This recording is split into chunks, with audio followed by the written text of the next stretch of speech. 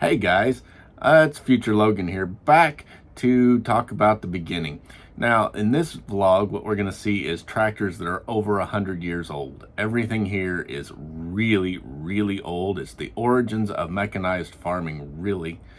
It doesn't quite go back to the very first mechanized tractor, but we do go back, and we go back even into the steam era, so we actually do go past the mechanized, and we get going. These tractors are really spectacular, plus a couple of other things in here. So let's get on with it. But now here, some real oddball stuff. I'll get around to the front. I'll start in the back. Old Internationals in Indiana.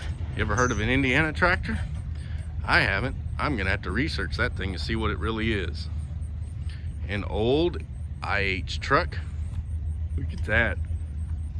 Chain drive, wooden wheels with little hard rubber band around them.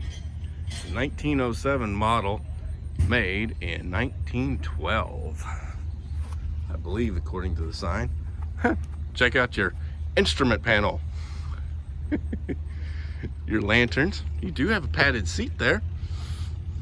Yes, 1902. It's a 1912 IH. Isn't that sharp? Of course, classic Ford Model A's here. And then another IH, a 1918 IH truck. Looks really good. International Harvester. They were another company that had everything you needed. Here's an Oldsmobile. Wow. That is sharp, that old Oldsmobile. It is an Oldsmobile F29. Let's see if I can get a good shot of that. MSRP was $925. Suicide doors, 3-speed transmission, 63 horsepower, 197 cubic inch engine. It's currently owned by Bill McKenna and Dennis Ott. Sat on the showroom floor of Clapp Oldsmobile in Clarksville, Indiana. The car came with no factory turn signals. There's your air conditioning vent. Lift the hood. Old butterfly style hood here. Isn't that sharp? Look at that flat head. 6-cylinder. Man, that's a nice looking car.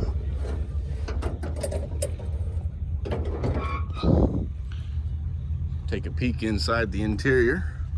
Ooh, it's in real good shape. Suicide back doors, back seat. Nice upholstery in it. They've bet a mirror over the inside mirror so they can really see. There's the instrument panel. Man, isn't that nice? Ooh, she's beautiful. Wouldn't this be fun to drive around in? Of course, this was pretty luxurious. This one here was pretty luxurious back in the day.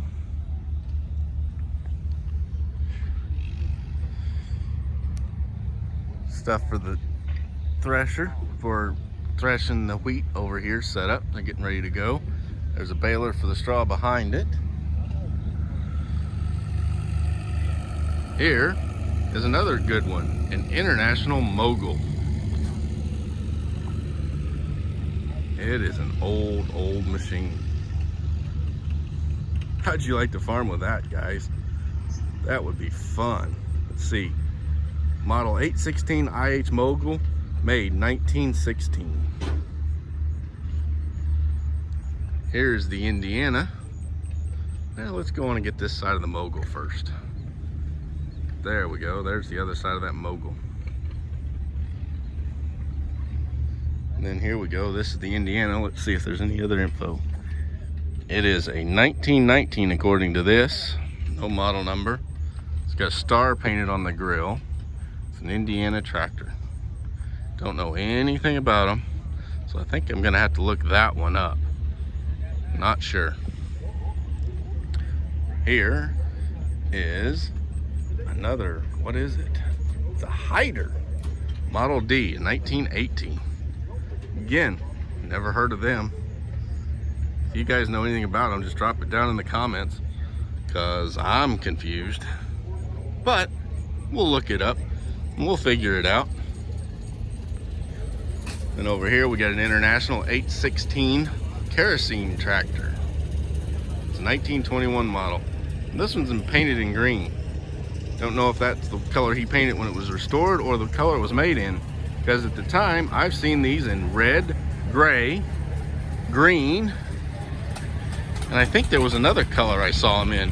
So I'm not sure whether International just didn't know what color they wanted to make it, or they were repainted and no one really knows what they originally were. Just have to go by the mystery of it. But isn't that cool? Red wheels. It was much later when the International chose red for their farm color. And here we go. They're getting this steam engine all heated up so they can put it back to work. Running something. 1625. This, I believe, is a Keck Gunnerman. Yep, it's Keck Gunnerman of Mount Vernon, Indiana. There's a case next to it.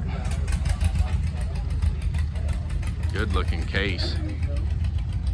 And this one here is the back of one. I'm not really sure what model this is. I'll have to get around to the side here. Steam engines were massive. They had low horsepower, really, relatively, but man, the way they had them geared and just the raw power in them, I think they underestimated what their actual horsepower was. This is a Nichols and Shepard Company, Battle Creek, Michigan. That's really cool. Go around to this side. There's your big belt pulley. And you saw the massive drive gears on the other side. They were just big, big brutes. Raw power, and they were the original portable power for farms before gasoline and diesel ever became anything. The only problem was they were quite dangerous on farms. They caused fires and other things that were just made them too dangerous to use. There's that Keck Gunnerman. Here's the case, and here is another Keck Gunnerman. You can see a little bit of smoke coming up while they're getting them all warmed up. Farm all rolling by.